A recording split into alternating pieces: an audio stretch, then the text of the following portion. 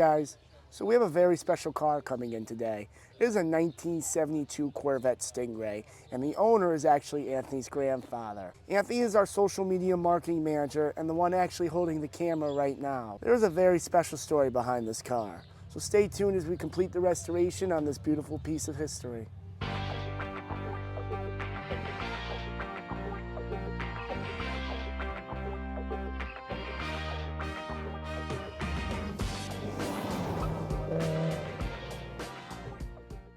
And they are pulling up now.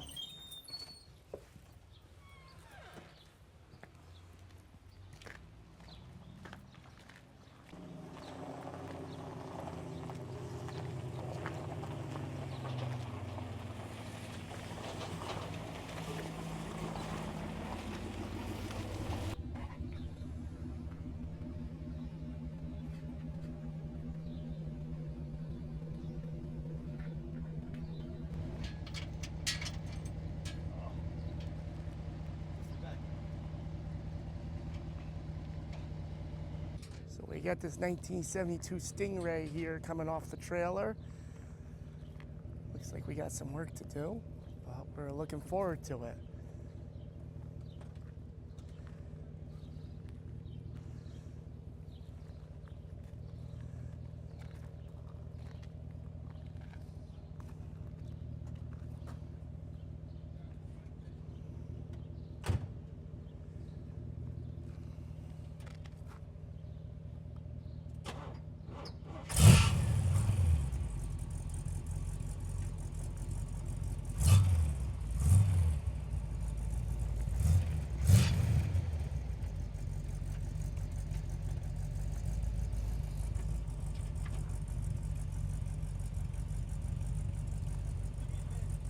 What's up?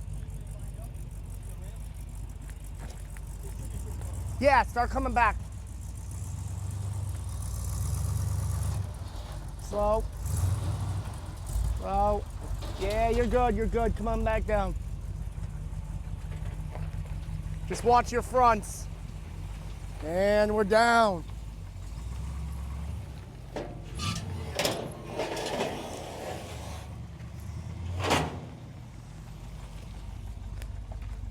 You could put it, I guess, yeah, we can put it here for now. These auto lock, right? The rim? Yeah. Yeah, they should be good. Yeah. Fantastic. So my name is Jay. I am a partial owner of the 72 Corvette with my father-in-law Jim over there, who we sourced this car about 15 plus years ago down in Florida. Found it in a garage, and it was owned by an older gentleman who had the car for quite a while. Unfortunately, he passed away. He gave it to his son. His son didn't want the car anymore. I just happened to find the car amongst a friend of a friend, and found that the original engine was no longer in the car. It actually was replaced with a 66 date-coded 427. So we primarily bought the car, number one, for that 427 engine, with the intention eventually to source the correct date-coded 454 that was in this car originally. So brought the car back to Connecticut, started to dig in the car a little bit deeper, found out that the entire frame was rotted away.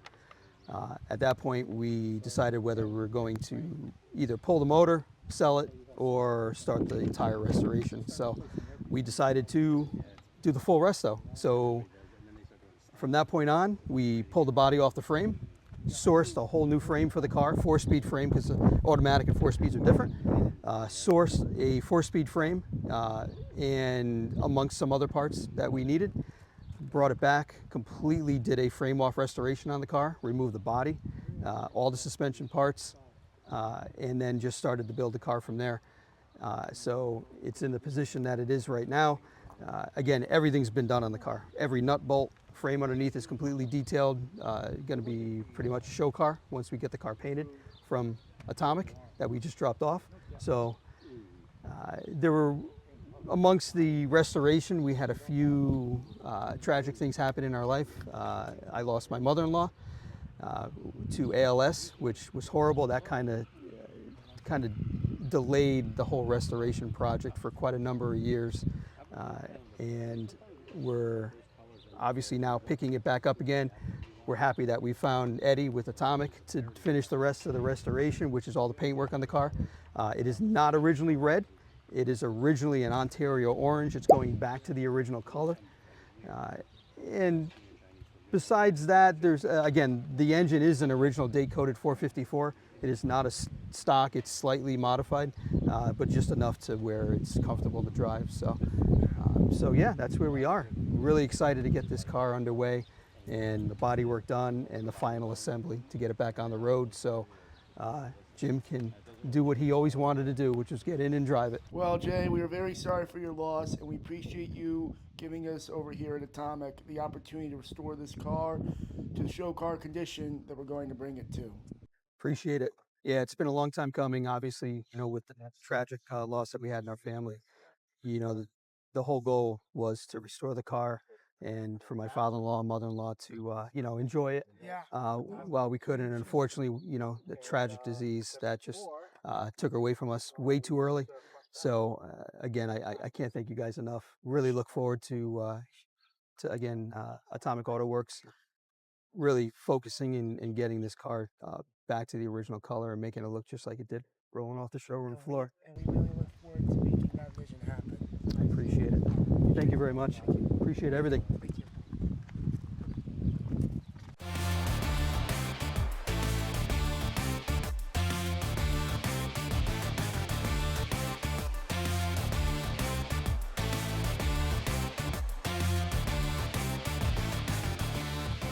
Okay guys, so we're gonna get started on this Corvette.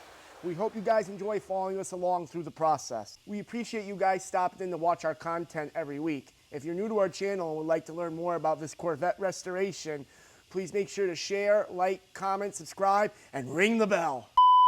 What's up, friends? So guess what? Anthony said he wants me to talk about his grandfather's car and what we're gonna do on it, because since I'll be working on it, we want to make sure we tell you exactly what's going to be done in the right fashion. And if you notice a lot of our videos, you'll see Dorian's been picking up the slack, as well as Anthony, because I have to work. I have to be in the shop doing what I love, which is working on the classic vehicles, custom vehicles, and everything we do.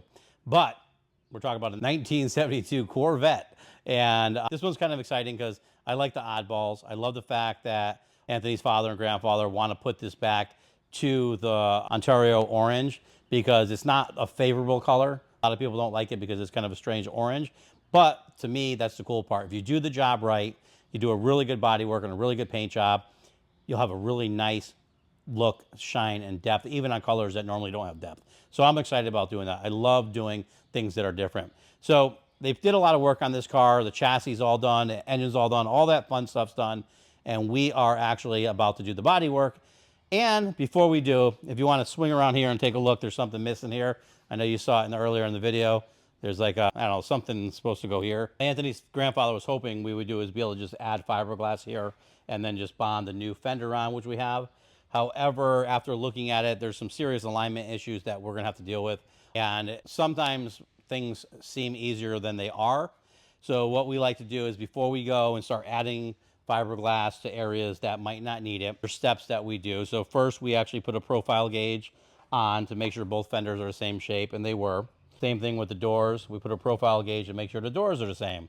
We also took all the measurements to make sure the doors are in the proper location, and believe it or not, they are. This is actually fairly close to where it's supposed to be, which leads us to believe there's something wrong here, because this gap is not a gap you want to have on your Corvette. So what we are assuming at this point is the front end, when the car was put on the body, most likely it wasn't shimmed properly yet. So before we actually do anything, we're going to go through, take all the measurements, make sure the frame's straight, everything's good.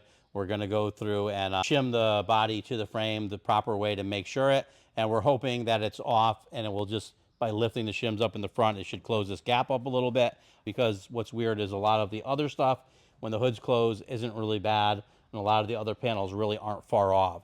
So luckily on this car, this is the only major catastrophe we have to deal with. I guess something exploded in here, blew out the fender, and that leads us to where we're at. Other than that, if you look at the car overall, it's actually in really good shape. Some minor chips and small things which are to be expected on a fiberglass vehicle. So we'll go through, we'll do all that, fill any holes that need to be filled in. I don't believe he wants to put the luggage rack on here, but we'll have to double check and go from there. After we have everything lined up, we'll fix all our fiberglass spots, like I said, and then go through bodywork any rough areas. And then what we're going to use is a product from Evercoat. It's a 4-to-1 polyester high build primer. Some people call it spray bondo, the old school guys, but I was never a fan of it. We never really used it. I wasn't even a fan of feather fill on Corvettes. I believe in doing body work, doing gel coat, and doing everything the way the factory would have done. And you have gel coat primers that you use and all that stuff. But new stuff that we're using actually is kind of cool. You go on pink, and your whole car will be pink, and then you kind of watch it dry, and it'll dry to a nice gray. Once it's gray, it's ready to sand. We'll sand that and let that sit and see if it shrinks.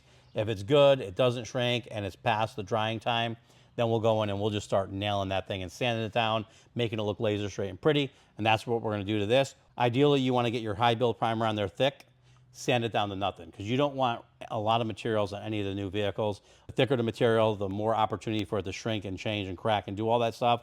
So with this one here, there's a possibility, most likely what we're going to end up doing is high build primer with the 4-to-1. Then we're going to come in and actually primer the whole thing with another 2 coats of primer, block sand that, and then go to paint. When you're doing higher end, nicer cars, if you put down your sealer and don't sand it, even if it's thin and it's nice, some of the sealers that we have here in stock that we use are really great sealings, and they leave almost no texture. But on a nicer paint job, you want 0 texture. So what we would end up doing is spraying the primer and sanding that. If you don't, every layer you put on is going to have a texture in it, which actually will transfer through to every stage. Every paint system is different. So we're doing this with a high-end, nice setup. So please make sure to watch our videos. We appreciate you guys so much watching our videos. But if you want to see this car getting done, we're going to show you a bunch of stages of all the processes that we do here. Perfect. It's real close. Actually, it is perfect. Okay. So now I already leveled that, so as long as nothing got touched, it should be the same. This is level. I just gotta do this side and then double check everything all the way around. Hold on. Are we on? Mm-hmm.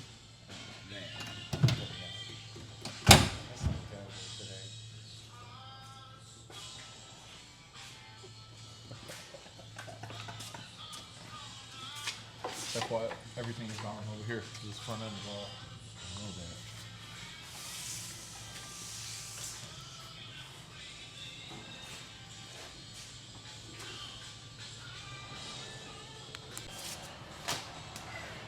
All right, go back. What's it saying you're on? 2 feet. What? Your arm. Your left arm. Oh, I used to live 2 feet at a time. Now I live 1 mile before the next. Jesus, what? Now I live 1 mile, 1 moment before the next. That was because I was in a really bad motorcycle accident. So, kind of, sort of like a thing. It was bad. So, I was in a bad wreck car still. That's why I'm afraid to ride now. yeah, that's why I won't ride. I'd rather 4 wheels than 2 wheels. I still ride, but not very often. Really? Oh, man. Yeah, that's intense. But I wouldn't, now, there's no way I would do that. No way. Well, you know. Lorenzo, Gotta do it with them. what's your shirt say? What? Are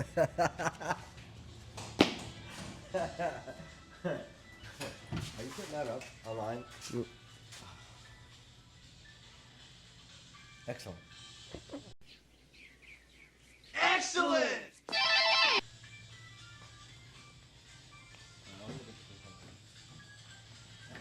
And I'll go on that side.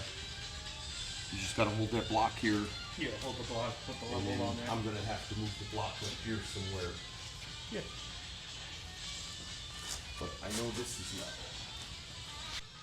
level. Look, yeah. I'm right in front of it, but see that weld snot there? You gotta go make sure you're in front of that.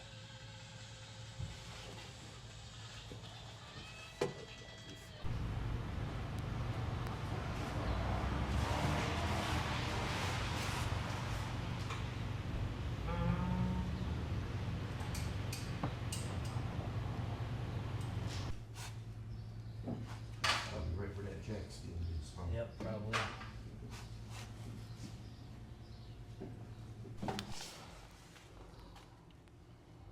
Yeah.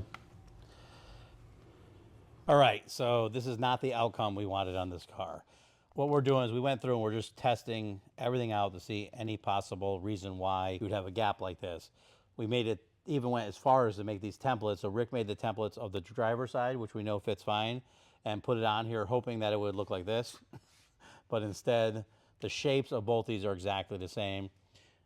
At this point, I don't know what you had videoed in earlier, but Rick has already leveled out the car. Everything's been leveled really close. We didn't put it on a frame table or a chassis jig or any of that stuff because we didn't think we'd have to get to that point. However, now that it's level, what we were hoping for is that the front right fender was lower and it wasn't shimmed correctly on the body, and we'd be able to lift it up and that would close this gap up. Currently, this door is about 1/8 of an inch low. And it has to be rocked in a little bit. But if we rock the door in and bring it up, it's going to bring it out a little bit and up, and it'll close this gap up by maybe 1/16 of an inch, but we still have almost a 3/4, 5/8 inch of a gap up here, because usually on Corvettes you could shim the front or rear and move it in. If you look at this door, even though it's not properly aligned yet, the gap is big on the top, tight on the bottom. So that would let you believe that you would just lift the back of the car up, close up this gap. But because the T-tops are actually gapped pretty good, we don't want to bring the car back because that would actually tighten this gap up too much, which is going to put us in a spot. If you have any ideas of what it is, please comment in this video and then watch the next video, because the next video we're going to figure out what it is and we'll tell you what the answer was.